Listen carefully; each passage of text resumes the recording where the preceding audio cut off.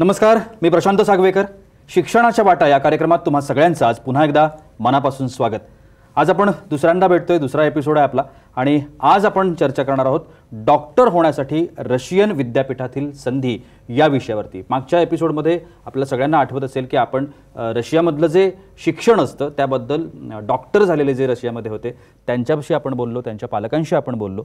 आज आपण बोलणार आहोत एका मुलीशी, कारण ती सुद्धा तिथूनच डॉक्टर झालेली आहे आणि मुलींसाठी या ज्या एज्युकेशनल युनिव्हर्सिटीज आहेत, मेडिकल युनिव्हर्सिटीज आहेत, ती कशा पद्धतीनं सेफ आहे आणि त्या ठिकाणी जाऊन कशा पद्धतीनं मुलीसुद्धा MBBS होत आहेत, डॉक्टर होत आहेत आणि त्या आपल्या भारतात घेऊन पुन्हा एकदा इथली जी सेवा आहे, इथल्या रुग्णांची सेवा आहे ते करत आहेत. माझ्यासोबत आज आहे डॉक्टर रेणुका मुंडलिक, ज्या स्वतः रशियामध्ये गेल्या होत्या आणि त्यांनी तिथं आपलं हे एज्युकेशन पूर्ण केलं.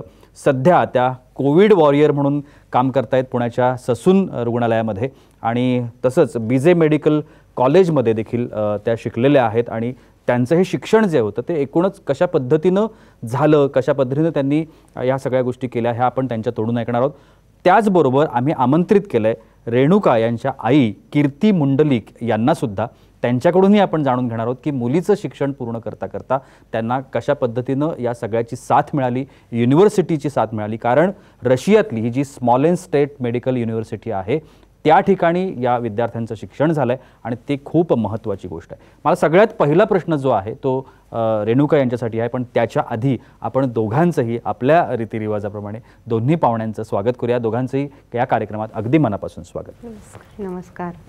पहिला प्रश्न डॉक्टर रेणुका तुमच्यासाठी आहे. भारतातली जी वैद्यकीय महाविद्यालय आहेत ती महाविद्यालय आणि रशियातली ही जी युनिव्हर्सिटी आहे याच्यामधला जर आपल्याला फरक सांगायचा झाला प्रेक्षकांना तर आपल्याला काय सांगता येईल?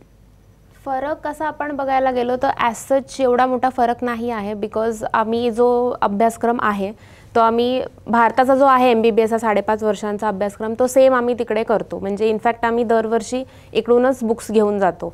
सो लाईक ॲनाटमीचं BD84 असू देत, नाहीतर फार्मेकोलॉजी असू देत, हर्षबोन असू देत, एनी ऑफ दोज टेक्स्टबुक्स आम्ही इंडियातूनच घेऊन जातो. सो तिकडे असं आहे की being a total Indian faculty there they know की त्यांना कशा प्रकारे MBBS शिकवायचं आहे जे इंडियन पद्धतीने आहे. सो मग तसं बघायला गेलं तर असा फरक होत नाही, बिकॉज फरक एवढाच आहे की आम्ही तिकडे जाऊन शिकतो इकडे शिकण्याच्या ऐवजी. सो ते सेमच पडतं. पण देर आर सम पॉईंट्स जे मी नक्कीच मेन्शन करायला मला आवडेल, जे रशियाचे थोडे प्लस पॉईंट्स आहेत जे मला वाटले आणि त्याचा मला फरक खूप जाणवला. मी इथे आता इंटर्नशिप करते आहे, मी जॉब करते आहे, तेव्हा मला जो फरक जाणवतो नॉलेजमध्ये तो मला खूप आवडला जे मी तिकडे शिकून आले त्याच्याबद्दल. सो पहिलं जे मला असं वाटलं की द अमाऊंट ऑफ स्टुडंट्स जे आमच्या क्लासमध्ये असतात, आम्ही फक्त 15 जण असतो. सो द टीचर्स जे आहेत त्यांचं प्रॉपर आमच्यावर पर्सनली लक्ष असतं. त्यांना आम्ही नावासहित माहिती असतो, आमचा प्रोग्रेस, डाऊनफॉल, मार्क्स हे सगळं त्यांना माहिती असतं. सो ते पर्सनली आमच्यावर लक्ष देतात आणि म्हणजे टोटल ओरिएंटेशन जे असतं ते खूप कमी लोकांमध्ये होतं. सो ॲज कम्पॅरेटिव्हली जर आपण असं बघितलं तर इंडियामध्ये कसं होतं की 200 लोक एकसोबत एका क्लासमध्ये असतात. सो एवढं कोणाकडे लक्ष दिलं जात असेल नाही हे म्हणजे नक्की माहिती नाही आहे. पण तिकडे हे शॉर्ट असं होतं की त्यांचं लक्ष असतं. आणि दुसरी गोष्ट अशी होते की तिकडे जो अभ्यासाचा पॅटर्न आहे तो थोडा डिफरंट आहे इंडियापेक्षा. सो डिफरंट असं आहे की वी हॅव वीकली टेस्ट तिकडे जे घेतल्या जातात. सो लाईक आज आम्ही ॲनाटमीचं सपोज एक अप्पर लिम्ब शिकलो आहे, so we'll have topic and test लगेच त्याच्यावरची टेस्ट असते ती आमची लगेच नेक्स्ट वीकमध्ये होते. सो वीकली ह्या टेस्ट असतात आणि ह्या टेस्टच्या ॲव्हरेजवर like you should have more than 70% in all of these test. And ती जर तुम्ही मोर दॅन 70% जर तुम्ही एक तो जे लेवल आहे ते क्रॉस केलं तरच you are allowed to sit for the main exam. So मग काय तर ही थोडी एक भीती राहते स्टुडंट्समध्ये की no we have to clear this test असं असतं. सो मग त्या भीतीने अभ्यास होतो आणि प्रत्येक टॉपिक बारकाईने शिकला जातो. असं होत नाही की एक पार्ट सोडला एक पार्ट राहिला, असं प्रत्येक बारकाईने शिकलं जातं आणि त्याचा इन्फ्लुएन्स फायनल एक्झाम्सवर पडतो आणि फायनल एक्झाम्सला पण आपले चांगले मार्क होतात. आणि देन हळूहळू वी गेन कॉन्फिडन्स, कारण MBBS हा एक खूप मोठा कोर्स आहे. सो तो कॉन्फिडेन्शियली एकदम कॉन्फिडेंटली असं कम्प्लीट करण्यामागे बऱ्याच वेळा वी लूज होप. सो अशी जी पद्धत असते ना त्याच्यामुळे काय होतं की कॉन्फिडन्स बिल्ड होतो आणि आपण ते करत करत जातो आणि तसे आपल्याला चांगले मार्क मिळत जातात. सो तेच ह्याचा फायदा पुढे खूप होतो, एक फायनल एक्झामलाही होतो आणि आपल्या पुढच्या प्रोफेशनल लाईफमध्ये पण होतो. दुसरं म्हणजे सिक्युरिटी पॉईंट ऑफ व्ह्यूनी खूप छान आहे. There are CCTV cameras everywhere and guards वगैरे असतात, सगळं असतं. आणि एंट्री म्हणजे जे इन टाईम असतो हॉस्टेलचा which is called as in time, तो 8 o'clock असतो. So before 8 o'clock you have to reach the hostel and in case you get late or something they confiscate your pass, they ask you the right reason what happened and then you have to produce, you have to stand in front of the dean आणि मग तुम्हाला explain करावं लागतं why were you late and many strict actions are taken against that. So then हे खूप चांगलं आहे की सिक्युरिटी पॉईंट ऑफ व्ह्यूने that parents are also relieved की हां 8च्या आत आपली मुलगी आलेली आहे. आणि सकाळी म्हणजे सकाळचा टाईम पण like after 6 AM only you can go outside. आणि दुसरं म्हणजे तिकडे जो आमचा स्टडीचं जे वातावरण आहे सगळं आहे तिथे मुली म्हणजे हे पॅराडॉक्सिकल ॲक्च्युली बट जास्त मुली आहेत तिकडे. सो आणि त्या मुली एकमेकात सगळे मिळून राहतात कारण सगळेच इंडियातून आलेले आहेत, लांबून आलेले आहेत, सगळे एकत्र राहतात. आणि असं कधीच होत नाही की there is some safety issue or something. There is always someone to look after us and if we have some problem we can call anyone at any time and any time anyone is available for us. So मग असं मला कधीच असं जाणवलं नाही walking on the streets और हॉस्टेलमध्ये कॉलेजमध्ये असं कधीच मला वाटलं नाही की हा मला कुठे प्रॉब्लेम आहे किंवा मला उशीर झाला असेल तर काही अनसेफ वाटलं, कम्फर्टेबल नाही आहे, असं कधीच झालं नाही माझ्याबरोबर. बिकॉज द हॉस्टेलचे इन्फ्रास्ट्रक्चरच तसं आहे आमचं. ज्या युनिव्हर्सिटीबद्दल आता डॉक्टर रेणुका यांनी आपल्याला सांगितलं की कशा पद्धतीनं त्या ठिकाणी मुलींसाठी एक सेफगार्ड आपल्याला आहे आणि त्या संदर्भात आपण चर्चा करण्याचा प्रयत्न केला होता. या स्मॉलेन्स स्टेट मेडिकल युनिव्हर्सिटीचे जे कुलगुरू आहेत डॉक्टर RS काजलोव त्यांच्याशी आम्ही बोलण्याचा प्रयत्न केला. त्यांनी एक छान प्रतिक्रिया आपल्याला दिली. ती प्रतिक्रिया आता आपण ऐकणार आहोत. Esteemed ladies and gentlemen, Smolensk State Medical University, which is celebrating this year 100th anniversary from its foundation, is very proud to welcome you to our campus. We have a long-term tradition of educating of foreign students. Since 2002, we have exclusive rights of recruiting students given to Cosmos Education Consultant, director of which is Dr. Iron Alok. We are very glad that around 1,500 Indian students are currently studying in our university. And also, I would like to announce that basically English language is provided to all of our students from first until 6th year of education. We have specifically devoted staff and also specifically devoted faculty of foreign students, specifically designed to meet needs of our foreign guests. Also, we are extremely proud that majority of our graduates from foreign faculties is very successfully passing screening test upon return to India. Historically, Russian Federation and India have a very long-term friendly tradition. And again, we are delighted that Indian students are choosing our university. We trying to provide the best possible conditions for study. We have specifically devoted students hostel specifically designed for needs of Indian students. We have very good sports and other activities, again trying to provide our guests with the best possible scenario to develop their classical skills in sports, education and also in different arts.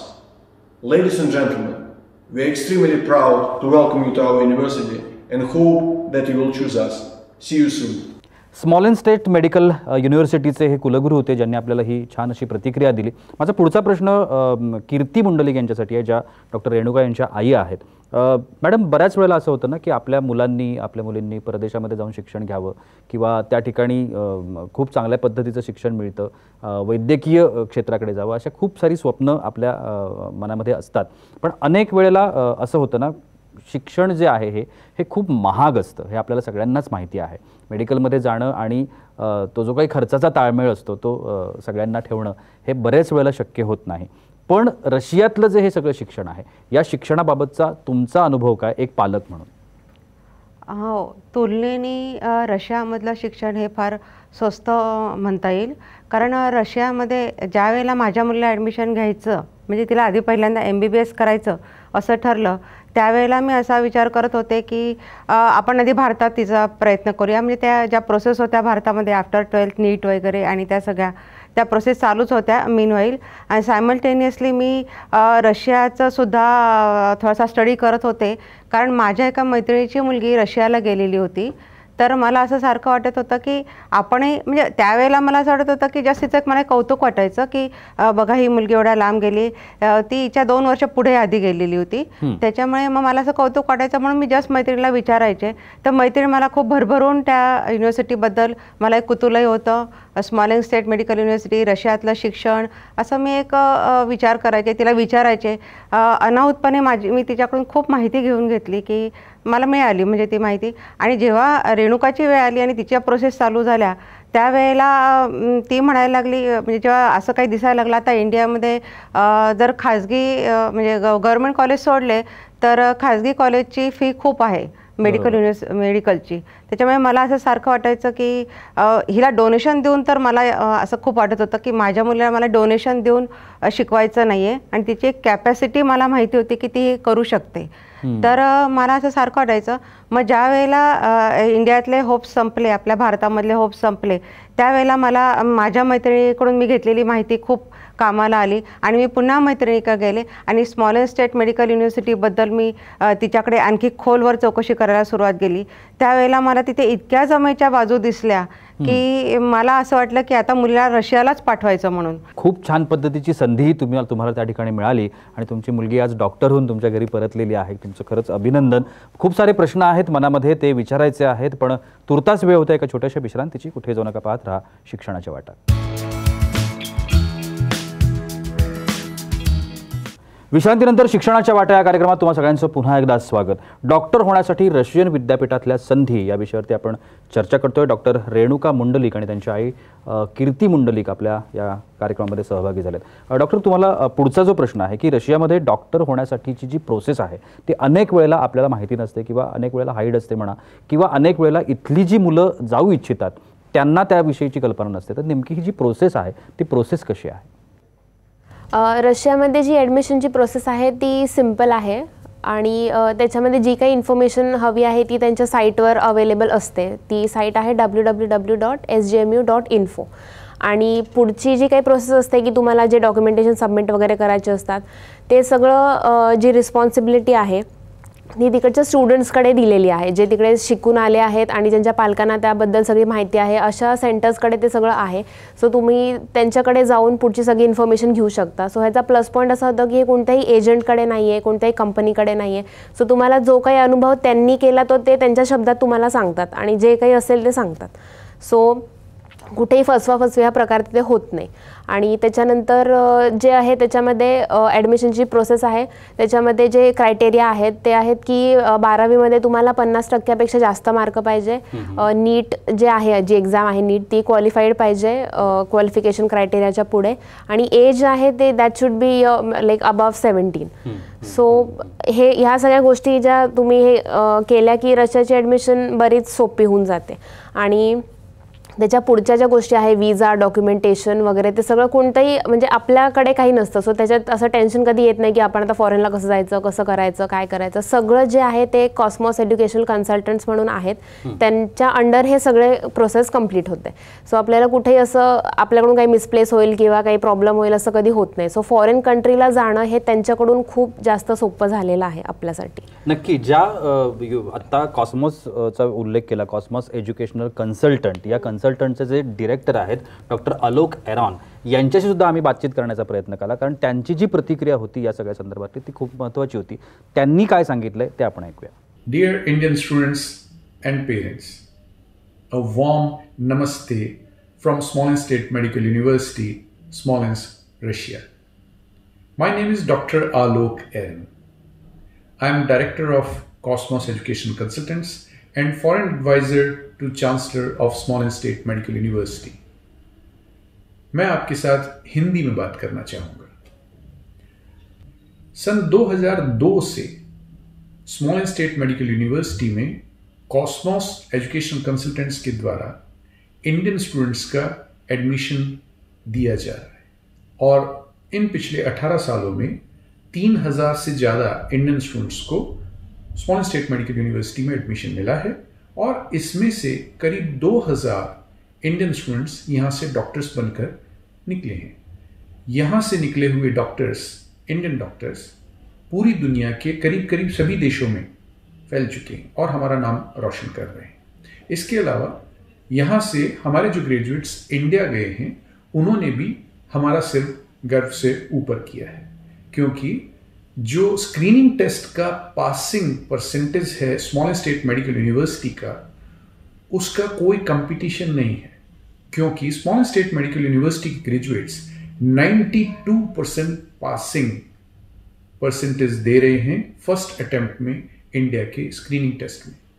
ये comparatively देखा जाना चाहिए। So दूसरे जो medical universities हैं वहां से pass करके आने वाले स्टूडेंट्स 23-24% से ज्यादा रिजल्ट नहीं दे पा रहे। इस साल 2020 में हमारी मेडिकल यूनिवर्सिटी के 100 साल पूरे हुए। ये मेडिकल यूनिवर्सिटी 1920 में बनी थी और इस साल 100 साल पूरा होने के उपलक्ष्य में इस साल जिन भी इंडिया के बच्चों को एडमिशन इस मेडिकल यूनिवर्सिटी में मिल रहा है, उन सभी की फीस में $500 की सब्सिडी देना अनाउंस हुआ है। इसके अलावा यहाँ पर इस समय स्मॉल स्टेट मेडिकल यूनिवर्सिटी में इंडिया के करीब 1350 इंडियन बच्चे पढ़ रहे हैं। उनमें से कुछ 600 इंडियन बच्चियां हैं, लड़कियां हैं। स्मॉल स्टेट मेडिकल यूनिवर्सिटी में 3 हॉस्टल्स हैं जो सिर्फ इंडिया के बच्चों के लिए हैं। उनमें से गर्ल्स हॉस्टल अलग है, बॉयज हॉस्टल अलग है। इसके अलावा एक इंडियन मेस हमारे कैंपस में काम कर रही है, जिसमें कि 3 इंडियन कुक्स काम कर रहे हैं। इसमें सिर्फ इंडियन बच्चों के लिए खाना बनता है और 2 तरह की ये मेस काम कर रही है, प्योर वेजिटेरियन मेस और non vegetarian mess. Small state medical university में पढ़ाई का ड्यूरेशन 6 साल है और सभी 6 सालों में पढ़ाई का जो मीडियम ऑफ इंस्ट्रक्शन है वो है इंग्लिश मीडियम। मतलब सभी 6 सालों में इंग्लिश मीडियम में यहाँ पर पढ़ाई होती है। सो इंडियन स्टूडेंट्स जो इस साल 2020 में हमारे यहाँ एडमिशन लेना चाहते हैं, you are most welcome. But आपको एक बात का ध्यान रखना है कि स्मॉल स्टेट मेडिकल यूनिवर्सिटी में एडमिशन लेने के लिए आप किसी भी एजेंट्स के साथ बात नहीं करें, क्योंकि स्मॉल स्टेट मेडिकल यूनिवर्सिटी और कॉस्मोस एजुकेशनल कंसल्टेंट्स किसी भी एजेंट को अपॉइंट नहीं करते हैं। हमारे यहाँ पर जो भी एडमिशन्स होते हैं वो सभी या तो इस समय हमारे यहाँ पर जो इंडियन स्टूडेंट्स पढ़ रहे हैं उनके रिकमेंडेशन से होते हैं, या वो ग्रेजुएट्स जो हमारे यहाँ से पढ़ करके और डॉक्टर बनकर जा चुके हैं उनके रिकमेंडेशन से होते हैं। बट इंडिया के किसी भी एजेंट्स को हम लोग अपॉइंट नहीं करते हैं। मतलब एडमिशन सिर्फ और सिर्फ कॉस्मोस एजुकेशन कंसल्टेंट्स के द्वारा और इंडिया के जो बच्चे भी यहाँ पढ़ रहे हैं या जो ग्रेजुएट्स हमारे यहाँ से निकल चुके हैं उनके रिकमेंडेशन के द्वारा ही होता है। So Indian students coming to Small State Medical University this year in 2020, you are most welcome and we are waiting for you. Doctor Alok Aaron यांची प्रतिक्रिया आपण ऐकली। डॉक्टर रेणुका, आता मला थोड्याशा वेगळ्या विषयासंदर्भात की तिथं हा एक डोनेशनचा जो विषय आहे, हा डोनेशनचा विषय तिथं आहे का? दुसरी गोष्ट स्कॉलरशिप हा सुद्धा एक फार सपोर्ट सिस्टम होते विद्यार्थ्यांकरता, पालकांकरता, तर स्कॉलरशिपचा सुद्धा एक महत्त्वाचा विषय आहे। आणि आत्तापर्यंत या संस्थेनं किती विद्यार्थ्यांना डॉक्टरेटपर्यंत पोहोचवलं आहे हे सुद्धा आम्हाला ऐकायला आवडेल। काय सांगता येईल? आता ह्याच्यात एक ॲक्च्युली अभिमानाची गोष्ट आहे की 550 ते 600 मुली आजपर्यंत तिथून पासआउट झालेल्या आहेत ॲज सक्सेसफुल डॉक्टर्स, आणि ते त्यांचे करिअर्स परस्यू करत आहेत even in foreign countries, even in India as proper doctors. आणि जी फीजचं आपण बोलतो की थोडे जेवढे काही फीज असतील 4 lakhs 4.5 lakhs, तर काय होतं ते रिकवर करण्याचा पुरेपूर संधी आपल्याला युनिव्हर्सिटी देते की एक स्कॉलरशिप जी आहे ती डॉक्टर आलोक एरॉन सर जे आहेत त्यांच्या आईच्या स्मृतीने त्यांनी ती स्कॉलरशिप ठेवलेली आहे। सो त्या स्कॉलरशिपमध्ये असं आहे की तुम्ही तुमची पूर्ण फीससुद्धा रिकवर करू शकता, पार्शल फीज रिकवर करू शकता।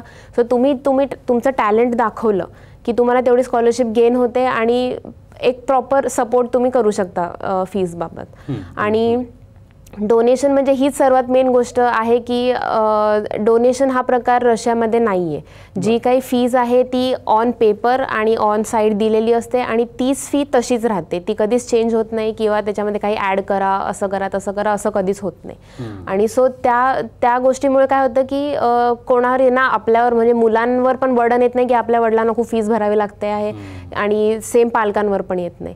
आणि दुसरी एक खूप छान गोष्ट म्हणजे रशियामध्ये रॅगिंग हा प्रकार बिलकुल नाही आहे, अजिबात नाही आहे.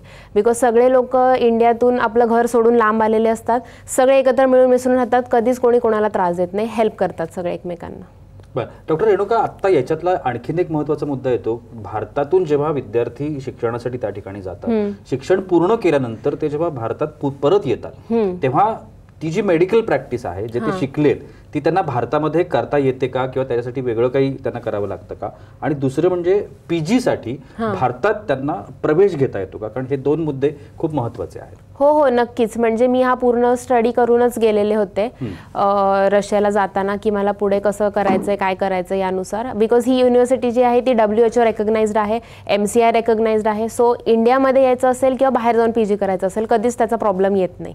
इंडियामध्ये येण्याची जी प्रोसेस आहे तर एक MCI स्क्रीनिंग म्हणून एक्झाम असते जी आपल्या डिग्रीच्या विदिन 6 मंथ्स असते आणि ती एक्झाम पास केल्यानंतर तुम्हाला जे रजिस्ट्रेशन असतं, प्रोव्हिजनल रजिस्ट्रेशन मिळतं आणि मग तुम्ही इंटर्नशिप पुढे परस्यू करू शकता आणि then go ahead with your career असं असतं. आणि त्या एक्झामचं एक विशेषतः मला सांगावं वाटेल की ती जी एक्झाम आहे ती जी पास केल्यानंतर आपल्यामध्ये ती ऑल इंडिया एक्झाम आहे which is PG level. So त्याचा अभ्यास केल्यामध्ये 80% अभ्यास PGचा कव्हर होऊन जातो.